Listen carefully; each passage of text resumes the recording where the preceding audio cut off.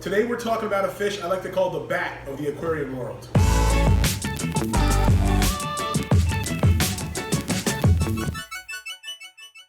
We'll get to why I call it the bat of the aquarium world because I don't think anybody else calls it that, and I'm not bragging. I don't think it's a nickname that's going to catch on, but you probably know this fish as the Bristlenose Pleco or the bushynose Pleco.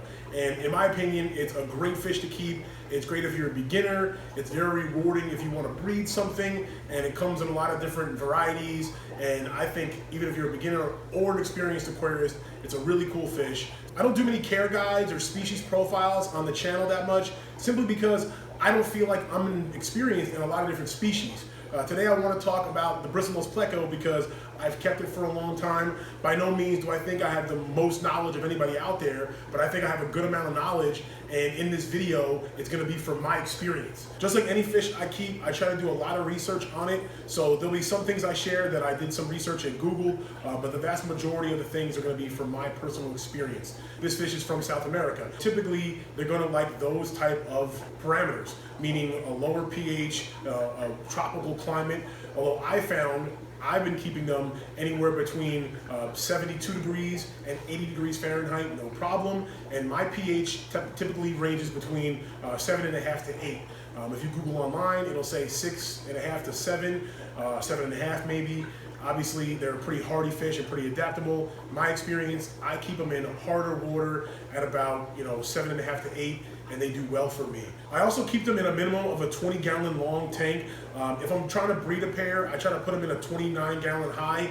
In the rack system here that's on automatic water change, I do keep a pair or a few juveniles in one 20-gallon long, but that's with frequent water changes. If you're setting up a tank in your house to kind of do your weekly water changes, and these guys are kind of a messy fish. Contrary to popular belief, we're gonna get into what they eat later, but they're not just kind of scavengers and they need to be fed directly. And as such, they're kind of hungry guys, and they poop a lot. So they're gonna need that water change. And they are very peaceful fish, but they can need some space. So you're gonna want max probably a pair in a 29-gallon tank if you're trying to breed them. Other than that, even one or two in a 55 is plenty. I recommend something like a 20 to 30% water change every week, although this is gonna depend on what else you keep them with, what kind of filter you have in there. So you're gonna wanna kind of get an idea of what your tank does, wait till it gets established, kind of use a test kit, get a barometer of it, and then do your weekly water changes to keep it consistent and keep your nitrates down.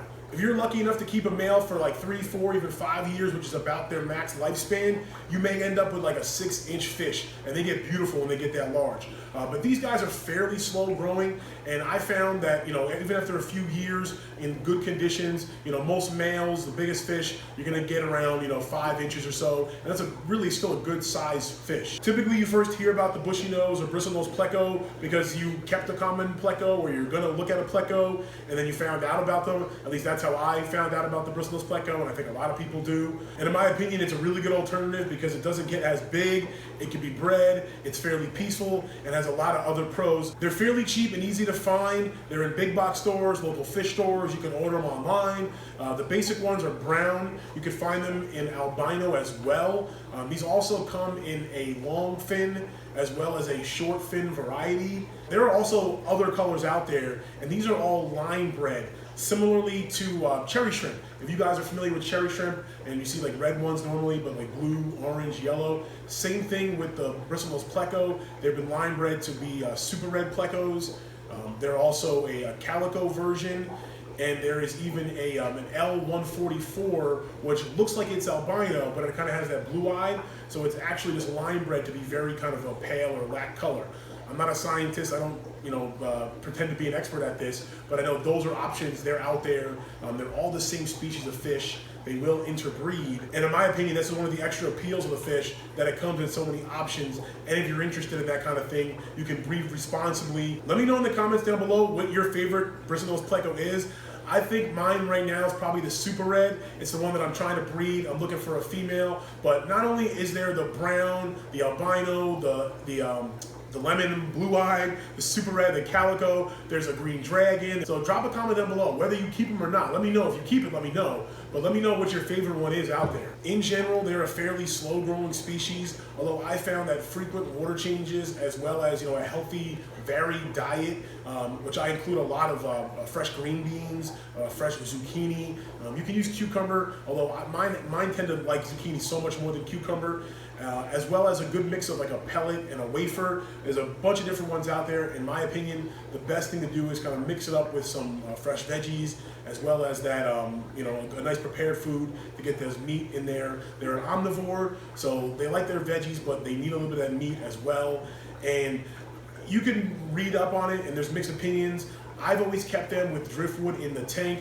I'm not saying that if you don't have driftwood, you can't keep a Bristlenose Pleco. I can't prove that, but in my opinion, every time I put driftwood in my tank, the Bristlenose Plecos love it. They go crazy. You'll see some of the wood shavings on the ground. It's just part of the natural process, and I love driftwood in my tank anyway, so it's just a win-win. Watching them hang out on the driftwood is kind of why I call them bats. I've caught them a few times, usually kind of hanging out upside down on the driftwood, and I think it's kind of cool just to see them chilling there, and to me they just look like a bat hanging out in the cave. It's a big misconception that they don't need to be fed and that they're just a cleaner fish and all they do is eat algae and leftover stuff. No, the truth is that they're very hungry, they need to be fed, and you need to make sure that you do so. They're kind of a nocturnal fish. In my opinion, I've had some that I barely ever see, some that are a little more outgoing, I guess you could say. But when you feed, especially I love to feed some green beans, even with the lights on, usually you can coax some of them out. So feeding them something good and varying it up actually helps getting them out as well, because although they are very peaceful fish, they can be a little shy.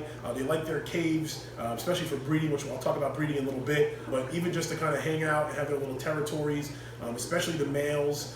You can keep them in a planted tank. They're pretty good in a planted tank, although they have been known to get at Amazon swords or Java fern. I have noticed in some of my tanks, especially if I'm not feeding green beans, that some of the leaves of the plants looks like they're nibbled on. Even if they're not really eating at the plants, they can be disturbing to the plants if you got a bunch of plants in the substrate that aren't necessarily rooted well. If you get a few Bristlenose Plecos, especially in breeding mode, if you get two males especially that are trying to claim the territory, they can get aggressive, or a male on some eggs can really disturb some plants. So even if they're not really eating at the plants, I found I've seen it myself, and I've even had some people rehome their Bristlenose Pleco for kind of disturbing their planted tank a little bit. Since they do come from the Amazon River, they do enjoy a nice flow. In my opinion, it's not necessary to have like a fast flow or a power head by any means. I don't keep a power head in any tank with them actually. A sponge filter usually does the job. And if you do have an intake or something, they really love to kind of swim up those intakes. So a pre-filter sponge is definitely a must, and be kind of wary of any spot where they can maybe get into, because they're going to be looking for a crevice or a cave, and like I said, it may have the intake of your hang-on back or your canister filter. So let's talk about breeding them and telling the difference between male or female. It's actually the first fish I bred. I've been keeping Bristlenose Plecos for a few years now, one of the first fish I kept, and essentially you're going to need a male and female.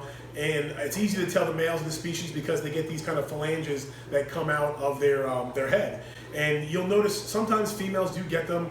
Usually if a female gets them, they come a little later, and they'll just be kind of around the mouth, and they won't get as pronounced, and they won't come kind of up the forehead, for lack of a better word. So it's fairly easy to tell. You won't always know, but it's fairly easy to tell the difference between a male and a female. And in my experience, usually around 6 to 8 months old. And this all depends on how fast they're growing. But typically, when you start to see the males get those bristles growing, that's usually sexual maturity, and it depends on their growth rate, the conditions, a lot of different factors. But like I said, it's usually between around that 6 to 8 month mark. You'll notice them cleaning out a cave or an area. So if you're really trying to get them to breed, you want to just have a male and a female is plenty. The male's going to do is clear out an area, trap a female into that cave, and then she'll lay the eggs in that cave, and he's going to hang out there for the next week to 2 weeks. The whole process kind of goes to like the eggs get laid. He sits on the eggs for about usually 7 to 10 days. They start to hatch, become wigglers, and then a few days after that, they start to leave the cave. And then once there's only a few left, usually he'll leave. So even though he's not the one that necessarily has the eggs, obviously, he's gonna be the one that's kind of down and not eating actually for 2 weeks straight. So you're gonna wanna sometimes in a tank have a reverse trio and have more males and females. But either way, just a male and one female is fine, but just be very aware that that male is not gonna be eating for approximately a week to 2 weeks while he's guarding those eggs. These guys are exceptional parents. If you're looking, they're really easy to breed. They don't eat their fry. The fry have usually a fairly good survival rate. The fry, if you have a well-established tank, you really don't need to feed them anything specific. I usually go with some zucchini, although you could use baby brine shrimp and other specialty foods. If you have a well-established tank with lots of algae, that seems to help really well when the babies are really young. And depending on the size of the female, you could end up with anywhere between just a few dozen up to over 100 babies. So when that female gets to a few years old and she gets really swollen, you're looking at, like I said, sometimes well over 100 babies. So please breed responsibly. It's something really fun to do, whether it's Bristlenose Plecos, guppies, it doesn't really matter what it is. Breeding is something that's really fun, really enjoyable, and I've learned, especially myself over the last 2 years, I bred Bristlenose Plecos, cherry shrimp, snails, and I've had to kind of put the kibosh on some of these things because I've learned that, hey, listen, breeding is fun, but you have to be responsible and make sure you have an outlet for these. Luckily, I found homes for all these animals. I gave a lot of them away, so if you're looking to make some money in this hobby, you definitely can by breeding, but don't think that you're going to breed a bunch of brown Bristlenose Plecos and be able to make a quick buck, because it's just not going to happen. Even if you already knew about the Bristlenose Pleco, I hope you learned something new today, or at least enjoyed the video. Thank you guys for watching. I appreciate all your support. If you guys want to check out another fish cave video, there's going to be one right there. As always, stay positive and stay passionate.